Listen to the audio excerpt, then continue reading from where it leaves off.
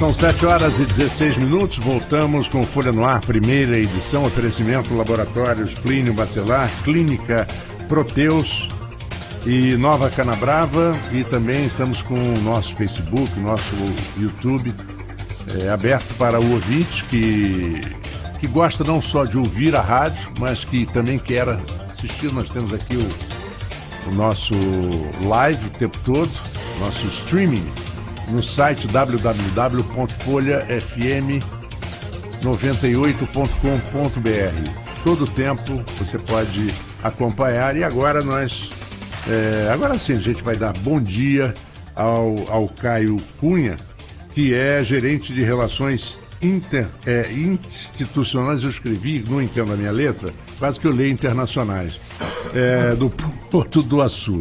Né? Mas, na verdade, atinge nacional, internacional, atinge tudo, na verdade, um pouco de tudo.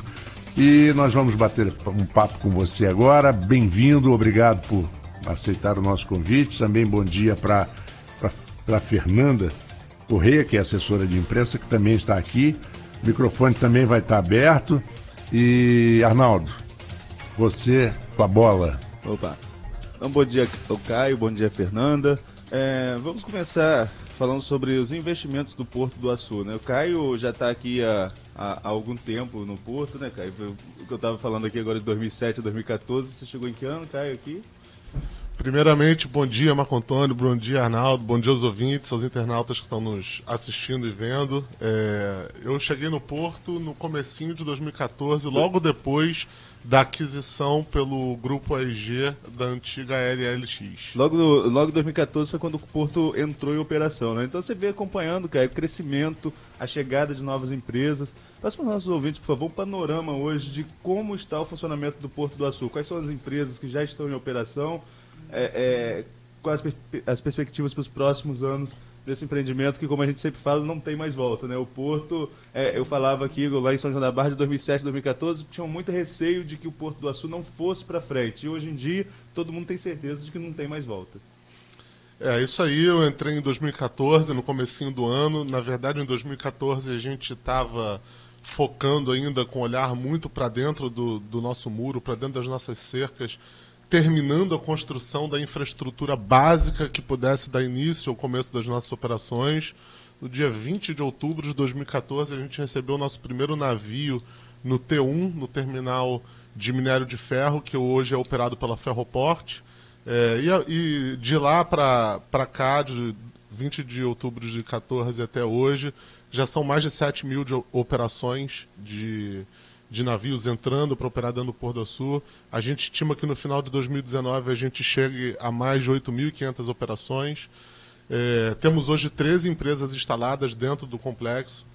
A maior parte das empresas está ligada ao setor de óleo e gás, que é a vocação natural da nossa região, é a vocação natural do Porto do Açu, que está na boca do gol ali da Bacia de Campos, é o ponto em terra mais próximo dos principais poços em produção no país.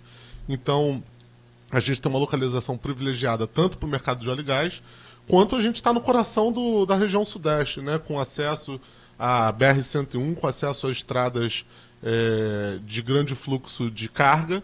Então a gente está no maior polo, tanto produtor quanto consumidor.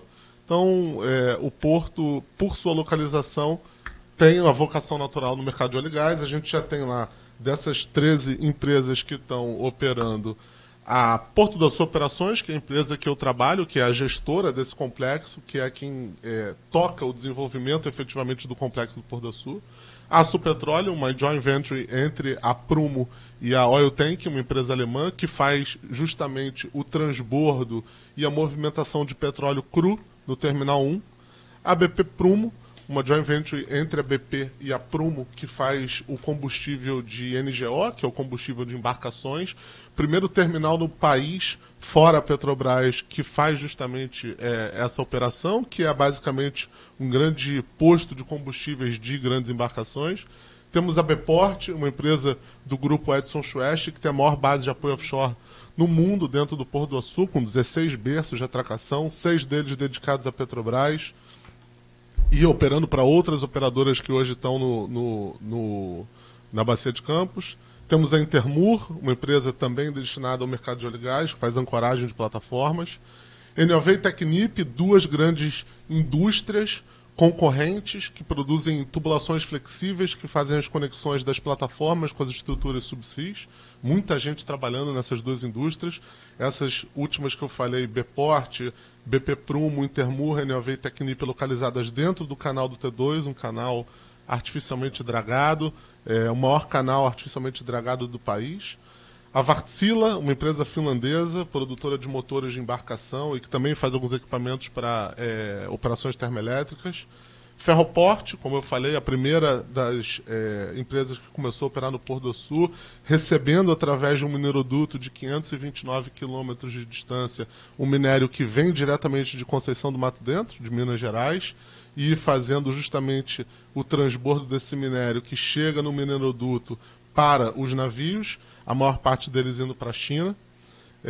A própria Anglo American, com a primeira estrutura de filtragem ali dentro da Ferroport. A Dome, uma empresa criada entre a Prumo e a Gran Inc., fazendo serviço de apoio offshore também. A GNA, Gás Natural do Açu, a filha mais nova do grupo Prumo, criando duas termoelétricas, um terminal GNL, potencializando o Porto do Açu e transformando o Porto do Açu no maior polo produtor de energia termoelétrica do país. A partir de 2021, a GNA começa a operar sua primeira térmica, em janeiro de 21. Em janeiro de 23, a sua segunda térmica, totalizando o despacho de 3 gigawatts de energia. Isso, para ter uma noção, pode abastecer 14 milhões de residências. E traz o gás natural para o Porto do Sul, muito importante para a próxima fase de desenvolvimento daquela retroárea, para a gente poder atrair novas indústrias. E por último, também terminando a fase de implantação, a Estação Açu, que é como se fosse um pequeno shopping center, um centro de conveniências, onde a gente vai poder ter alguns serviços ali para todos os cerca de 8 mil trabalhadores que hoje já estão ali dentro todos os dias trabalhando no nosso complexo. Agora, Caio, você falou que o petróleo e gás foi uma vocação natural, até mesmo pela localização do porto. Mas inicialmente não era essa a bandeira, né? O porto ele era muito mais ligado à questão do minério de ferro. O que levou a essa virada, essa guinada aí no principal setor de atuação do Complexo do Açu? Arnaldo, você está certo. O Porto do Açu, antes, na sua concepção original, tinha dois projetos âncoras, que eram duas indústrias siderúrgicas, muito ligadas, portanto, à transformação do minério. Na verdade, essa vocação continua lá. O Porto do Açu está muito bem localizado e posicionado estrategicamente para receber uma indústria siderúrgica, principalmente com a chegada de uma ferrovia. Quando a gente tiver a ferrovia, a gente está capacitado a receber o minério, além de navios, também por via férrea, principalmente do sistema Vale. Mas o que mudou de lá para cá dessa concepção foi a economia mundial e o mercado mundial. E o Porto do Açu, por ser o primeiro porto privado do país, operado 100% pela iniciativa privada, tem a possibilidade de se movimentar e se adequar de maneira mais ágil justamente a essas macro tendências econômicas mundiais. Então, o mercado siderúrgico no mundo passa hoje por uma sobreoferta de produtos, muitos alto-fornos no mundo e no país parados hoje em dia, e não havia justificativa econômica para você criar mais uma indústria siderúrgica, porque você não tem demanda para isso.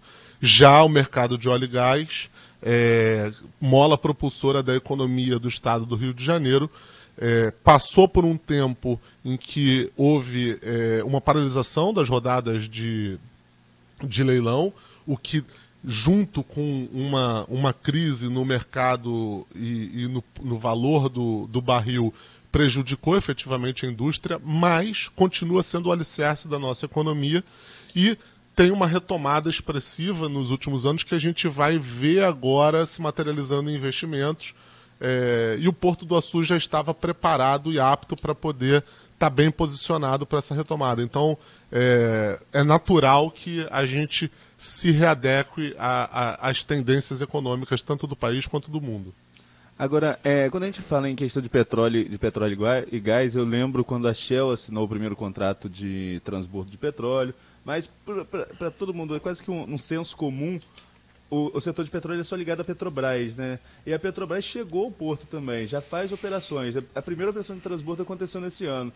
E qual é a perspectiva da Petrobras? O que já é realidade da Petrobras dentro do Porto do Açu? Esses dias a Veja trouxe uma matéria ampla de 4 páginas falando que o Porto do Açu está se tornando aí a nova capital, o novo centro do petróleo, inclusive com a chegada da Petrobras, roubando o protagonismo que era de Vitória e de Macaé. O que tem hoje de real no Porto do Açu com relação a essa indústria do petróleo, sobretudo a Petrobras, e o que esperar aí para os próximos anos? Arnaldo, a Petrobras é uma cliente, uma parceira muito importante do Porto do Açu, né? Então, na verdade, apesar de muito noticiado ultimamente a primeira operação da Petrobras de transbordo de petróleo no Porto do Açu, a Petrobras já está presente operando no Porto do Açu desde 2016, com o começo das operações da Bport, da Edson Schwest.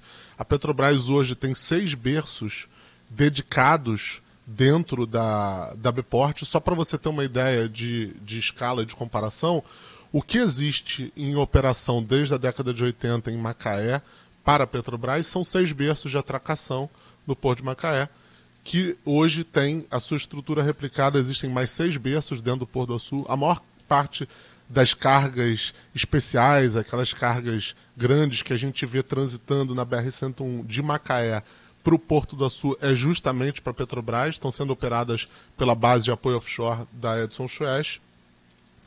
E, ultimamente, essa última grande onda aí de notícias do transbordo do petróleo foi em virtude da assinatura de um contrato da Petrobras para a movimentação de petróleo cru dentro do terminal do T1 operado pela Açupetróleo. A Açupetróleo, então, como você bem informou, já tinha um contrato de longo prazo com a Shell, foi o primeiro grande contrato. Depois ela assinou um contrato com a Galp, a empresa portuguesa que opera também aqui. Depois com a Equinor e logo em seguida com a Petrobras. Então, hoje, o Porto do Açu é um ecossistema para o mercado de óleo e gás, que possui tanto uma operação consistente na área de apoio offshore ali pela Edson Schwest, assim como a movimentação do próprio petróleo, do próprio óleo na Açupetróleo, com o potencial de receber, inclusive, gás produzido associado direto da Bacia de Campos. E algumas outras sinergias que não parecem óbvias de início, mas que não deixam de estar presentes, inclusive no nosso corpo de funcionário gerencial. A gente tem diversos executivos que vieram da Petrobras e que fazem parte hoje do time, assim como nós. Então, existe, obviamente, uma relação muito grande e uma importância muito grande da Petrobras para o desenvolvimento do Porto do Açu. Agora, com as duas térmicas, a primeira térmica em construção, a segunda térmica vai ser implementada logo na sequência, né? O Porto do Açu ele se torna autossuficiente na geração de energia também. Isso é um diferencial para o mercado, você atrair, oferecendo também, além de você ter a retroárea, você ter o porto, como escoar a produção, a autossuficiência na produção de energia é um diferencial do Porto do Açu? Arnaldo, a produção de energia e principalmente a chegada do gás colocam o Porto do Açu, sim, num patamar diferenciado na medida em que você tem, junto com a energia, vetores importantes para o desenvolvimento de certos segmentos, né? Então, o Porto do Açu, por exemplo, para se desenvolver no mercado siderúrgico, ele precisa de gás, um gás a preço competitivo, um gás chegando de maneira segura no Porto do Açu. A chegada do gás, por exemplo, abre novas possibilidades de atração de indústrias para a retroárea, que pode ser, por exemplo, fertilizantes, refinarias, siderúrgicas. Então, sim, a GNA é visto como um indutor e um vetor do desenvolvimento de novos segmentos, principalmente na área de transformação. Eu vou deixar esse primeiro bloco, Caio, para a gente estar falando mais dessa parte técnica e a gente recebeu muita pergunta, como eu falei com você aqui no intervalo, com relação àqueles assuntos que a gente sempre conversa, empregabilidade, mão de obra local. Eu deixei isso para a gente conversar um pouquinho mais lá na frente. Mas, continuando nessa parte mais de operação do Porto do Açu, tem, sempre que o noticiário nacional, eu falei aqui uma notícia recente de 4 páginas na Veja, uma reportagem especial de 4 páginas na Veja, sempre se destaca a potencialidade do Porto do Açu, mas tem um empecilho que é a questão dos acessos, né? O que o Porto tem trabalhado nas suas articulações? Como você mesmo disse, é um empreendimento privado, não é um empreendimento público, mas precisa se articular, e você, mais do que ninguém, sabe disso com o poder público, para essa questão de acesso. Nós temos BR-101, ferrovia, ponte da integração, que ligaria aqui a São Francisco, mas abriria uma ligação também com outro estado, ficaria mais próximo para chegar ao Espírito Santo. O que o Porto tem articulado nesse sentido para melhorar a questão dos acessos, os acessos terrestres ao terminal portuário? Arnaldo, a sua percepção é corretíssima. Um porto é fundamentalmente tão eficiente quanto seus acessos. Então, o Porto do Açu está muito bem posicionado do ponto de vista de acesso marítimo. É um dos portos do país com maior calado operacional. No T1 a gente opera com 25 metros de profundidade, que é um grande diferencial do nosso país. A gente pode receber, portanto, os maiores navios de carga de petróleo no mundo, que são comparados em termos de tamanho aos Vale-Max, muito conhecidos pelo setor. E a nossa parte, enquanto empreendedor privado que tem capacidade de investir diretamente em infraestrutura, a gente fez exatamente na ligação do porto com o mundo através de acessos de primeira qualidade marítimos. O porto está bem conectado hoje à malha rodoviária através da BR-101, ligado à BR-356 e à RJ-240, que foi uma rodovia 100% construída pelo Porto do Açu, conectando a 356 ao Porto do Açu. Faz parte de um grande investimento de infraestrutura rodoviária que foi feito pelo empreendimento, com quase 60 quilômetros de rodovias construídas naquela região de São João da Barra, quase ali aqui no município de Campos do Goytacazes. Então, hoje, a gente tem uma rodovia que nos abastece e que é tão competitiva quanto qualquer outra rodovia que chega em qualquer outro porto no país. Na verdade, a gente tem acessos melhores do que muitos dos portos que estão hoje operando, estrangulados pelos crescimentos desordenados das cidades no seu entorno. Mas a gente tem que sempre pensar para frente, a gente tem que sempre agir pensando daqui a 10, 15, 20, 30, 40 anos. Nesse sentido, o Porto do Açu ele tem algumas iniciativas estratégicas de incentivo e fomento à interconexão, a conexão com a Interlândia, que a gente chama, que é justamente a conexão com os outros modais. Na área ferroviária, a gente faz parte de um processo de PMI, um processo que está estudando para o governo do estado a RJ 244, que vai ser justamente a conexão do Porto do Açu com o Arco de Campos, que os senhores estavam comentando um pouco antes do primeiro bloco. Então, o contorno de Campos vai ter uma alça dedicada ao Porto do Açu, que vai nos conectar diretamente à BR-101 antes da entrada de Campos, diminuindo, portanto, o impacto rodoviário do Porto do Açu sobre o município de Campos do Goytacazes. Em área urbana, né? Em área urbana, vai ser uma chegada mais rápida ao porto e causando menos adensamento de tráfego dentro do município de Campos. Portanto, esse é o caminho que a gente está, essa é a estratégia que a gente está atuando no segmento rodoviário. A gente está, então, ajudando o governo a estudar alternativas, está participando efetivamente do projeto de PMI, investindo nos estudos e nos projetos, e quando estiverem prontos todos os projetos e estudos, o governo vai abrir uma licitação para poder criar essa nova estrada, esse novo acesso ao Porto do Açu. Então, pela via rodoviária, esse é o caminho, e pela via ferroviária, a gente tem, de igual forma, algumas ações de incentivo institucional e de estudos para a viabilização da estrada de ferro 118, a F-118, que é justamente a conexão entre Rio e Vitória, que vai ter um acesso ao Porto do Açu, mas que traz desenvolvimento não só para o Porto do Açu. A conexão Rio-Vitória potencializa o desenvolvimento de infraestrutura tanto do município do Rio quanto de Vitória, dos estados do Rio e Espírito Santo, mas também tem conexões com o Comperj e com outros projetos portuários que estão aí pelo meio do caminho.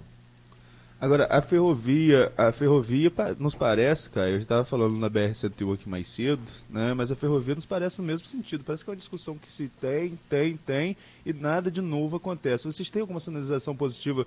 Já, está certo que os novos governos, né, não tem primeiro semestre, concluindo o primeiro semestre de governo, mas desses novos governos, tanto do governo do Estado quanto do governo federal, com relação a esse projeto de ferrovia, tem alguma novidade? Sim, esses projetos, Arnaldo, às vezes parece que são emperrados, que demoram um pouco, né? Mas a verdade é que a gente está falando de investimentos bilionários em infraestrutura. Sim, sim. E esses investimentos eles têm um tempo de maturação que realmente eles são longos, eles são precedidos de muitos estudos, não só de engenharia, mas de viabilidade técnica e econômica, de estudos ambientais. Então, realmente existe uma via burocrática para a realização desse tipo de investimento. A F-118 ela foi incluída no PIL, no Plano de Investimento de Logísticas do Governo Federal, portanto, ela é considerada um investimento de infraestrutura prioritário para o Governo Federal e faz parte do pacote aí de renovação de concessões que está sendo estudado e endereçado pelo Governo Federal. Então a gente está bem esperançoso, que está bem encaminhado. Esse projeto a gente continua acompanhando e provendo estudos e quaisquer outros incentivos técnicos que possam viabilizar a aceleração desse processo. E só finalizando, existem também algumas outras iniciativas interessantes que a gente vem acompanhando, ainda estão num estágio mais conceitual, mas que a gente vem acompanhando e a gente vem incentivando, do próprio município de São João da Barra, de criação de outros acessos rodoviários, outras ideias que o município vem trazendo, que a gente vem conversando, que a gente julga também muito importantes. Qualquer iniciativa de infraestrutura rodoviária para aquela região é importante, então a gente vê aí algumas movimentações para a duplicação da 356, para um possível acesso que chegue ao Porto do Açu pelo norte do município de Campos, uma conexão direta com a BR-101, ali chegando próximo ao aeroporto. Então é uma ideia, é um conceito que o município de São João da Barra está desenvolvendo e que a gente incentiva e que a gente interpreta como muito bom. O município de São João da Barra tá observando de maneira integrada esse desenvolvimento. Só um minutinho, Marcos. Tem uma ouvinte nossa assídua, que é a Sandra Maria Teixeira dos Santos, ela perguntando se o Porto, parabenizando aqui pelas explicações sobre o Porto do Açu, e perguntando se está nos planos do Porto a questão da ponte da integração aqui. A gente sabe que não é responsabilidade do Porto, mas se o Porto, se é um facilitador para o Porto do Açu, abrir mais esse acesso a um outro município, ligando, como eu falei, a outro estado, aproximando do Espírito Santo. Bom, muito obrigado pela pergunta. É uma ótima pergunta. A ponte da integração, ela não faz parte dos esforços do Porto do Açu de estudo efetivamente. Ela é uma iniciativa exclusiva feita pelo governo do estado, mas a gente observa como positiva em função da possibilidade não muito grande para a gente de recebimento de carga por ali, mas de uma circulação importante de pessoas entre o município de São João da Barra e o município de São Francisco de Itabapoana. Dessa forma a gente vai poder receber mais mão de obra local. Hoje a gente considera que mão de obra local para o Porto do Açu é o município de São João da Barra e o município de Campos, exatamente pela distância que a ponte de integração representa, aliás, o Rio Paraíba do Sul representa para o município de São Francisco de Itabapoana. Com a ligação com a ponte da integração, a gente pode considerar o município de São Francisco mais apto a competir por vagas no Porto do Açu, que hoje estão separados por mais de 2 horas de estrada. E com a ponte ficaria 10 minutos, 5 minutos. Caio, nós faremos um pequeno intervalo agora, 7h40, mas eu queria jogar um assunto dentro desse contexto todo que você fala, pelo fato de ser um empreendimento privado. Nós sabemos do lobby, dos grandes lobbies que são feitos pelos estados. O estado de São Paulo com o estado do Rio de Janeiro, principalmente na área de indústria. Não, se você instalar a sua indústria em São Paulo, você tem benefícios aqui e ali. O que vocês ainda enfrentam, eu quero que você me responda isso na volta, no intervalo, de lobby dos portos? do Rio de Janeiro, o Porto do Rio de Janeiro, o Porto de Santos. Existe de verdade, porque se comentou muito que o Porto do Açu poderia estar sendo prejudicado pelo lobby fortíssimo desses outros portos que já estão estabelecidos há 40, 50, 100 anos. Nós faremos um pequeno intervalo e voltamos já com esse nosso papo aqui com o Caio Cunha. Daqui a pouquinho, no Folha no Ar, primeira edição. Laboratoriais logo vem em nossa cabeça. Laboratório